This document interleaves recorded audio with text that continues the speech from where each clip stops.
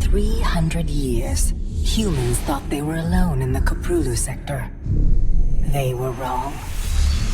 The Zerg emerged, seeking to consume all in their path, and before long, the Protoss, a highly advanced alien race, began wiping out infested worlds, burning Zerg and Terran alike.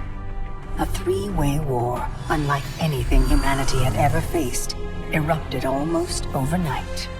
All the while, a human civil war raged. Marshal Jim Raynor vowed to oppose the corrupt dictator Arcturus Minsk for the betrayal of the woman he loved, Sarah Kerrigan.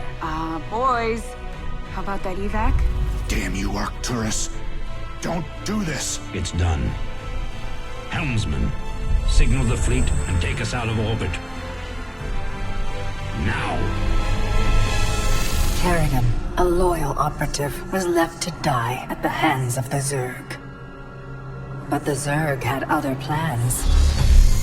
They transformed her and unleashed her psionic power upon the Koprulu sector, searching for their real objective, the Protoss homeworld of Ire.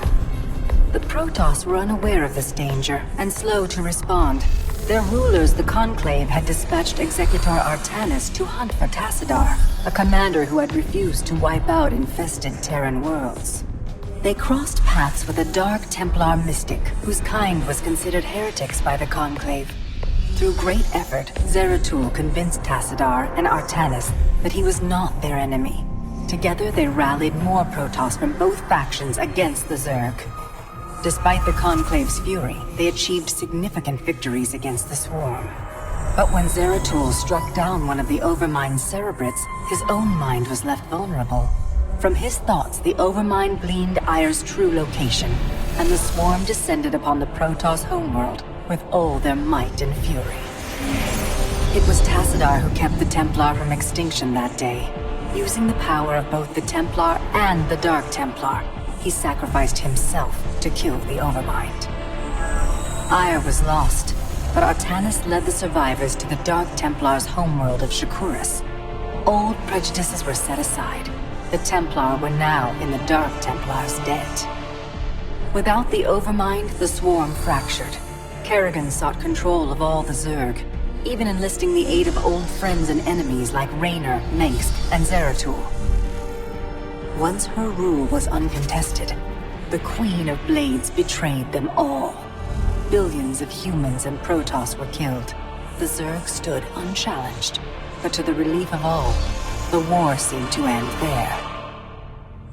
Zeratul suspected the Zerg had fallen under the control of dark forces. He uncovered prophecies stating that an ancient entity, Amon, was attempting to merge Protoss and Zerg lifeforms into an unholy hybrid, and that this evil might already have control of Kerrigan and her power. It was during this time that Executor Artanis, hailed as a hero, was made leader of both the Templar and the Dark Templar. As Hierarch, Artanis united both factions, and promised to one day reclaim the glory they had lost on Ire. But such unity is only a dream for Jim Raynor. Mengsk still rules, and Raynor's small rebellion has counted for nothing against the Dominion's propaganda machine. Perhaps it is time for a new strategy.